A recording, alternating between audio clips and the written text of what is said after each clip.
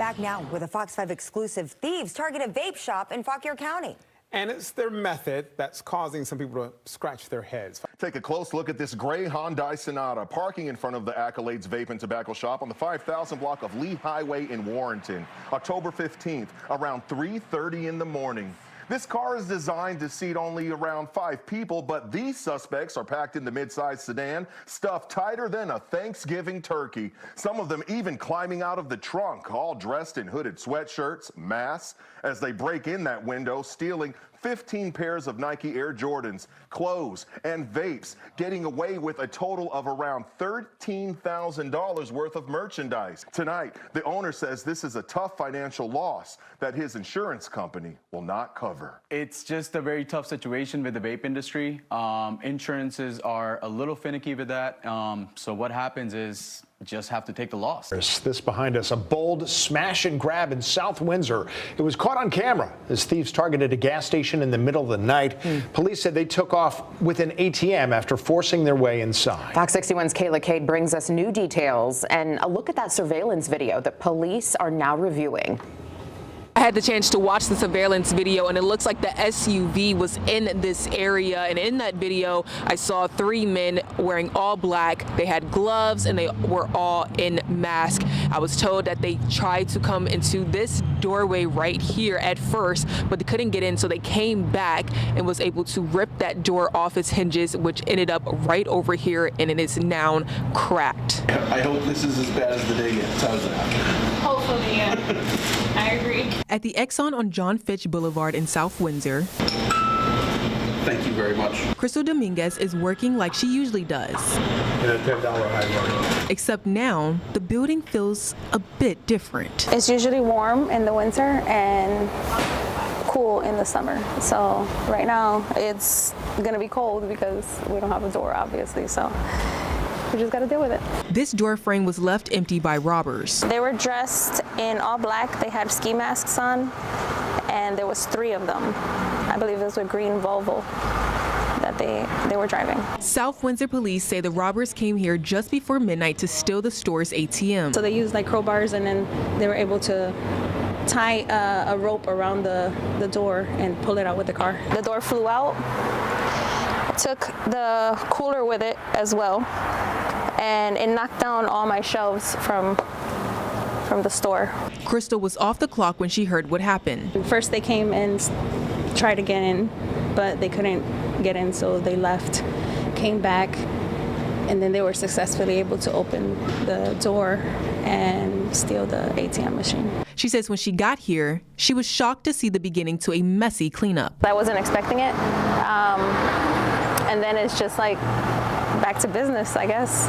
And wasted no time to help her customers. So what I did is I cranked up the heat so that everybody can stay warm inside the store. This isn't the only gas station robbery under investigation now. The Mobile on Farmington Avenue in Farmington was robbed just before 2 a.m. Officers say the front door was forced off its hinges and the store's ATM was removed, just like here in South Windsor. Farmington police say there were 3 robbers wearing masks. They say the robbers rode in a dark blue Volvo SUV. They believe this robbery is connected to the stolen ATM at the Exxon in South Windsor, as well as another gas station in Simsbury. Unfortunately, it hit us, but we'll be able to survive this. The Exxon gas station will be operating business as usual, so you can still come in and buy whatever you need and also get your gas. In South Windsor, Kayla Cade, Fox 61.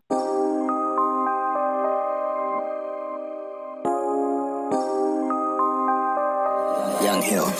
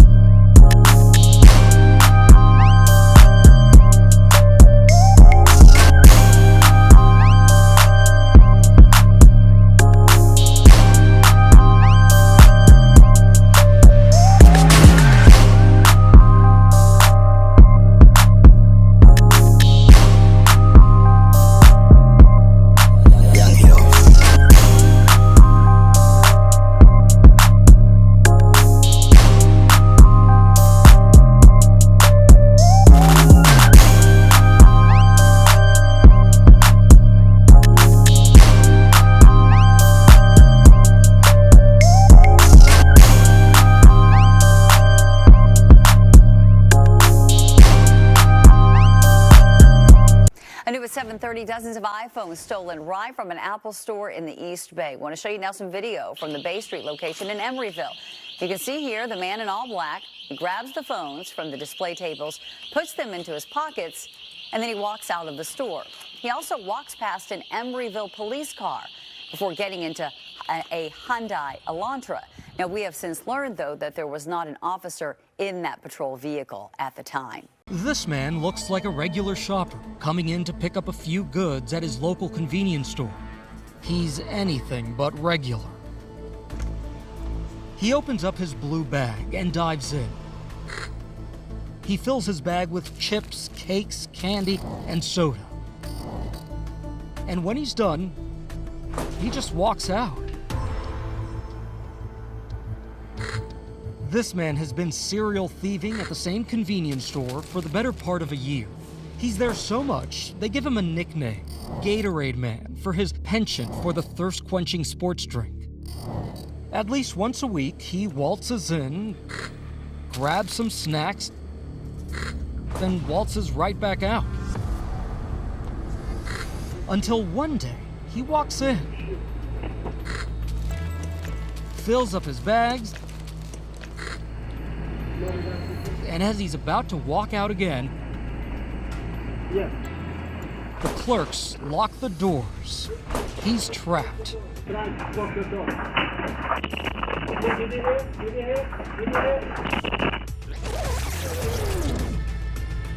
The clerk recognizes the man and presses a button that locks the door. He calls 911. But this thief is not going to wait for police to arrive. He kicks once, twice, still no luck. He pushes and pulls at the door. He takes a running jump and kicks some more.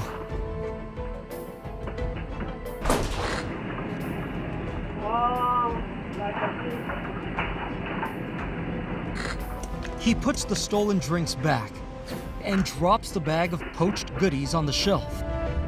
Let me know. Let me know, man. You think I'm playing? He grabs just one drink to help him in his quest. Let me know. Escape.